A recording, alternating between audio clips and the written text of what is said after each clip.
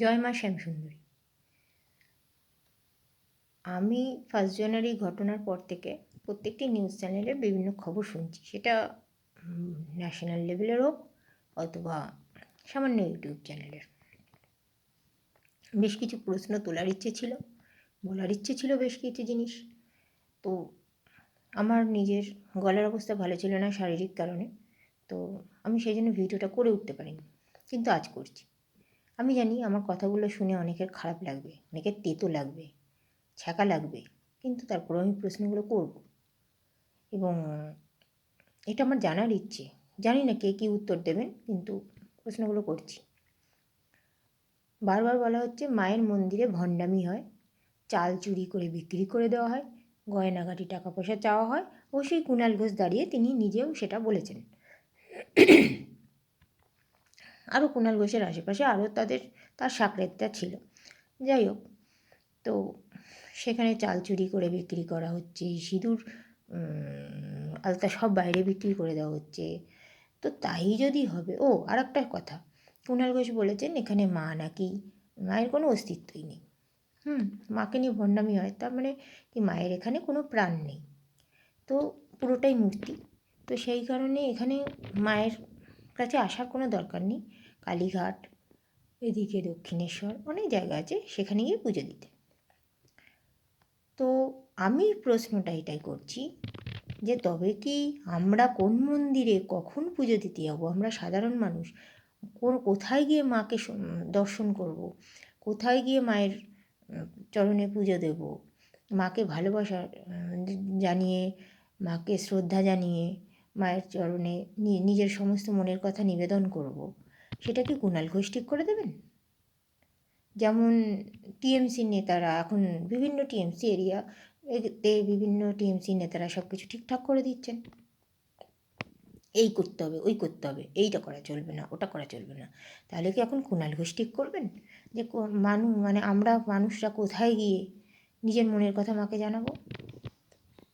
আর যদি তাই হবে, তাহলে তার দলের মদন মিত্র, তার দলের কাঞ্চন মল্লিক, সোহম, নুসরত, এনারা ওখানে কী করতে পুজো দিতে গেছিলেন? মায়ের বিগ্রহে তো প্রাণ নেই, মাকে নিয়ে ভণ্ডামি হয়, টাকা পয়সা গয়নাগাটি চাওয়া হয়। তাহলে যেখানে মায়ের কোনো প্রাণ নেই, তাহলে সেখানে গিয়ে পুজো দেওয়ার তো কোনো মানে হয় না। তাহলে অত বড় বড় এমপি নেতা নেত্রীরা কী করছিলেন ওখানে? সেই উত্তরটা কি কুণাল ঘোষ দিতে পারবেন? অবশ্য কুণাল ঘোষ তো নিজেও গেছিলেন অনেকবার।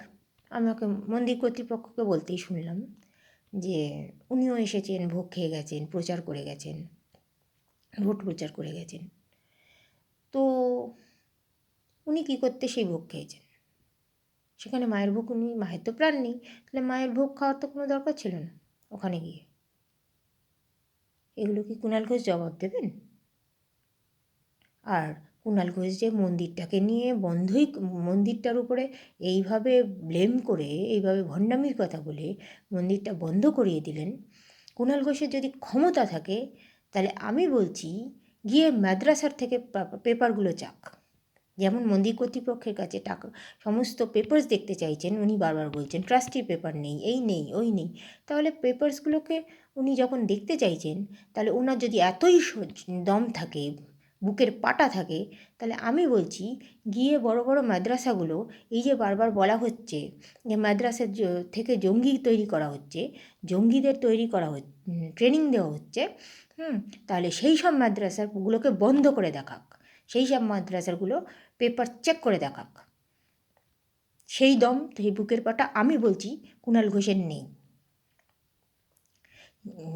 যেসব জায়গায় তিনি তার দম দেখাতে পারবেন, নিরীহদের উপর টর্চার করতে পারবেন, তিনি সেইখানে গিয়েই নিজের দমটা দেখান সব সময়। এটাই তার আসল পরিচয়। তাছাড়া একটা চোর, একটা দুর্বৃত্ত, আবাল, আমার কাছে আবাল দুর্বৃত্ত কুণাল ঘোষ, 1 বছরের জেল খাটা আসামি, একটা চোর, তার থেকে আমাকে শুনতে হবে, হ্যাঁ, আমাদের মানুষদের জানতে হবে যে এই মন্দিরটা ভণ্ড, এই মন্দিরটা ভণ্ডামি করে, এই মন্দিরটা এই মন্দিরটা সেই, মন্দির কর্তৃপক্ষ চোর, আমাদের এইসব জ্ঞান তার কাছ থেকে নিতে হবে। আমার এই প্রশ্নটা তো রয়েছে, এই প্রশ্নটা তো আমি তুললাম যে কুণাল ঘোষের দলের নেতা নেত্রীরা ওখানে কী করতে পুজো দিতে গেছিলেন। দ্বিতীয় প্রশ্ন হচ্ছে, ঠিক তৃণমূলের কতগুলো ব্যক্তিগত, মানে সবাই যেগুলোকে ব্যক্তিগত চ্যানেল বলে, যেমন নিউজ 18, যেমন 24 ঘন্টা, শুধু এরাই কেন কভার করলেন এই মন্দির সংক্রান্ত যেসব মানে ঘটনাগুলো? এই শুধু এই পার্টিকুলার 2-3টে চ্যানেল কভার করলো, তাহলে বাকি ন্যাশনাল নিউজগুলো কোথায় গেল? বাকিদের কভার করার জন্য কেন ডাকা হলো না? তাহলে কি বুঝতে হবে যে বাকি চ্যানেলসগুলো পোল খুলে দিত তাই জন্য? তাই শুধু ব্যক্তিগত, মানে একদম নিজেদের চ্যানেলগুলোকেই ডাকা হয়েছে এই নিউজটা কভার করার জন্য। 3 নম্বর প্রশ্ন, ওনাদের নিজেদের বাইট ওনারা দিলেন, কুণাল ঘোষ, তাদের আরও তৃণমূলের সব যারা সেই দিন বাইট দিয়েছেন, অনেকে সবাইকে বাইট দিচ্ছেন আমি দেখলাম। তাহলে মন্দির কর্তৃপক্ষের বাইট দিতে গেলে তো একটা নিউজ চ্যানেলের উচিত যে দুপক্ষের বাইট নেওয়া, তাই তো?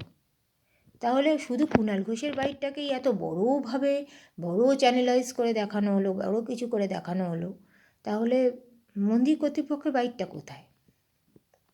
অপর পক্ষের বাইটে যখন একটা নিউজ করা হয় তখন দুপক্ষের দেখানো উচিত। তাহলে মন্দিরের কর্তৃপক্ষের নিশ্চয়ই কিছু বাইট থাকবে, নিজস্ব তাদেরও বক্তব্য থাকবে। তো বক্তব্য যখন দেখাবে তো কুণাল ঘোষের বক্তব্যের সাথে সাথে অপর পক্ষের বক্তব্যটাও দেখানো উচিত, নাহলে আমরা যাচাই করব কী করে যে কে ঠিক কে ভুল?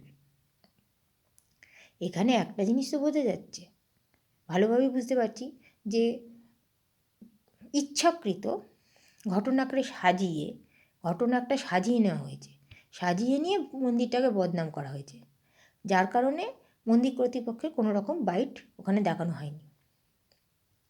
এই গেল আমার 3 নম্বর প্রশ্ন।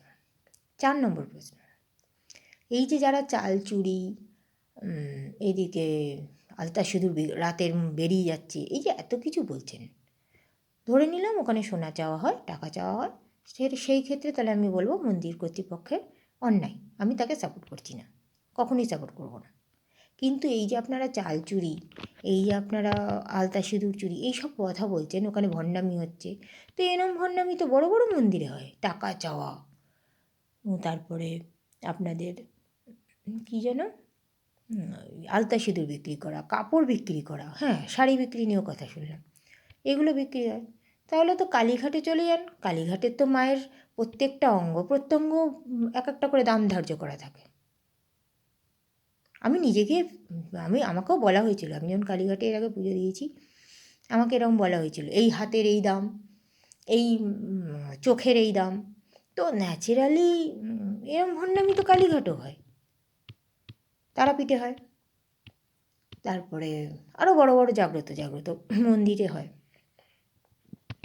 তখন কি এই যে যারা আজকে বলছেন, যেহেতু এটা ছোট মন্দির, এখনও একটুখানি প্রসার হয়েছে বা একটুখানি মানুষ ওখানে যাওয়া শুরু করেছে, মানুষ জানতে পেরেছে মায়ের কথা, মায়ের ওখানে অস্তিত্বের কথা, তো তখন সেই জন্য আপনাদের জানি না হয়তো এটা মনে হয়েছে যে এই মন্দিরটাকে বদনাম করে দাও।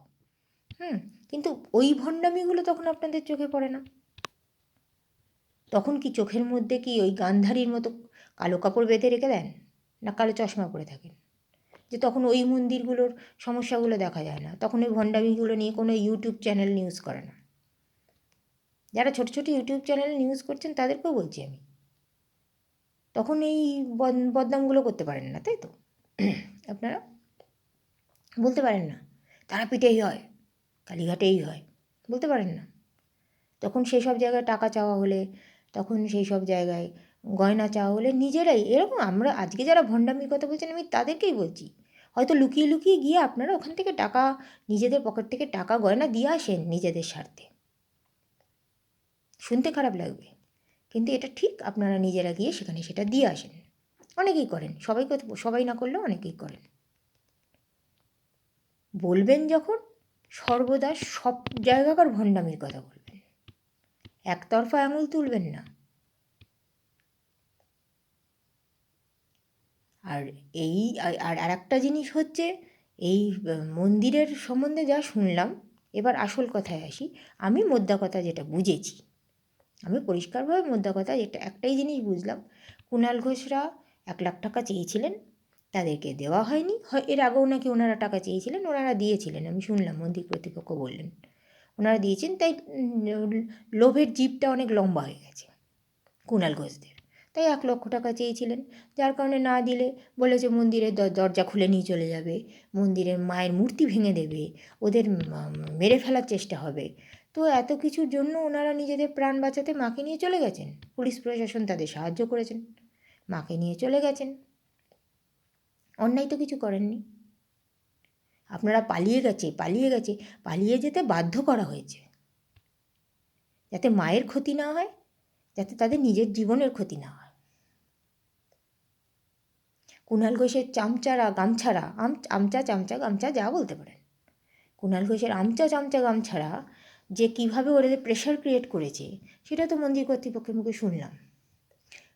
আজকে যদি, আমি পরিষ্কার বলছি, আমার মনে হয়েছে আজকে যদি কুণাল ঘোষের শর্তে তারা রাজি হয়ে যেতেন, মন্দির